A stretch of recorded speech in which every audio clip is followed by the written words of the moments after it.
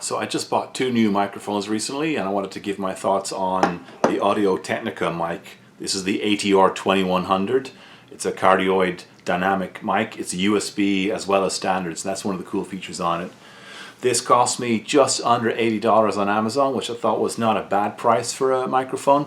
As I said, one of the cool features is that it doesn't just plug into your standard mic cable, which is these guys here, but it also comes with a cable that allows you to plug it into USB. So there's an extra socket on the back here that will go directly into the USB cable, and then you can plug that into your Mac or your PC, so you can use GarageBand or whatever else you're directly recording into. So that makes it pretty powerful kind of dual use, because if you are more used to using say a Snowball microphone, a very popular USB mic, that's great for home recording, great for pretty good quality sound recording, but you can't bring that to your practice space or the recording studio and plug it into your PA system.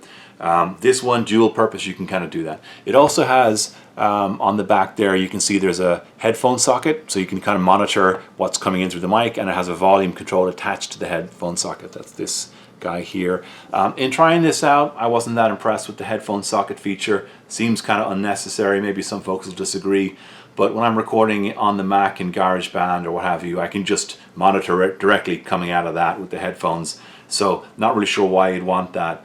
In testing this out against the Snowball microphone, personally I found this to be a better microphone for home recording. And I tested it with spoken word kind of narration, but also I tested it with playing guitar and singing, and did an A/B test, and I just feel this with the same settings in GarageBand, this is a better microphone. So pretty good value for money there, and I'll splice in a little bit of A/B testing so you can kind of hear what I'm talking about. It will no longer be necessary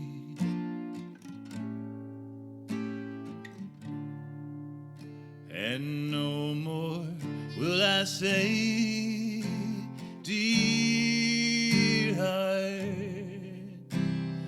I am alone and she has left me, no more shall we part.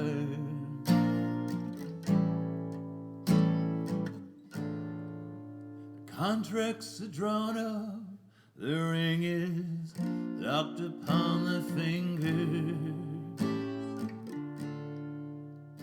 and never. This is recorded with the Audio-technica mic, and I just feel like it gets a slightly clear, fuller resonance to it. It just sounds a little bit crisper and clearer and a little bit more professional. This one is recorded with the Snowball mic, and it sounds fine. It's good, and I've done good work with it, but it just has a little bit more of a kind of a dull sound to it, and there may be adjustments that you can make and what have you to the settings in GarageBand, but just out of the box, plugging them in, for me, I sort of prefer the audio sound. I think it just sounds a little bit better, a little bit crisper, a bit more professional. Some of the cool features, in addition to the fact that it's dual purpose, or the cool things that go with the microphone, it does come with its own cable. So you get the cable when you buy the mic. You also get the USB cable, so that saves you having to buy some of the extra fixtures and fittings.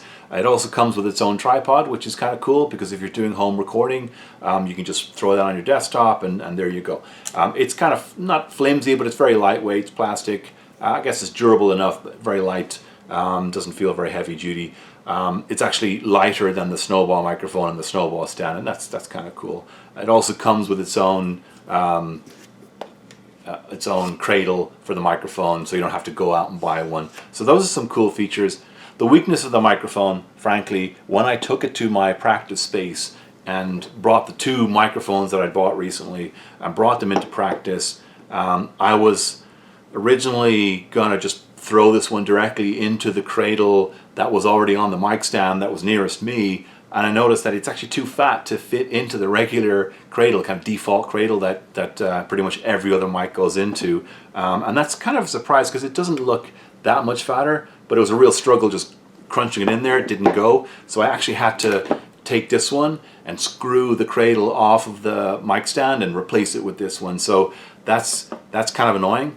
Once I'd done that and I got them, I got both mics mic'd up, me and my friend Charlie playing on bass and doing backing vocals. He was using the Behringer. Once we mic'd them up, Same settings, same input, same gain, same volume.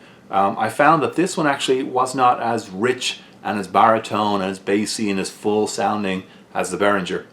The fact that it sounded richer, fuller and bassier going into the computer in comparison to the Snowball led me to believe that I would have the same experience in the practice space, but actually I got that from the Behringer, and this one, it wasn't bad at all, it just didn't sound quite as good. So that was one of the disadvantages.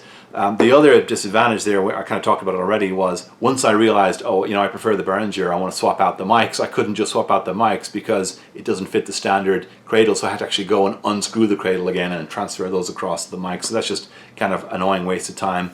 I also said it was cool that the cable came with the mic, but I found it's a pretty short cable. I'm standing pretty close to the mixing board, so that's okay, but it's not like you can bring the cable down the mic stand across the floor safely and up onto the PA and avoid someone tripping over it. It's just stringing across in the middle of the air, and you can't, want to make sure you don't trip over it. So it's not the longest mic cable, so it's kind of not functionally that useful when you go into a live practice scenario.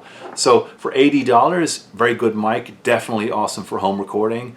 But while it's not a bad microphone to use in your practice space or to use for professional recording, probably not as good as some other mics out there. What I'm surprised at is this Behringer cost $23, so significantly less, and somehow sounds better. So I'm going to go ahead and give this a little review at some point, but just kind of wrapping up on this one, the Audio-technica ADR 2100 for $80, definitely worth buying, but has a couple little disadvantages in the fact that the cradles, you have to use the cradle that comes with it. The cable's a little too short. Not sure why it has its own volume control.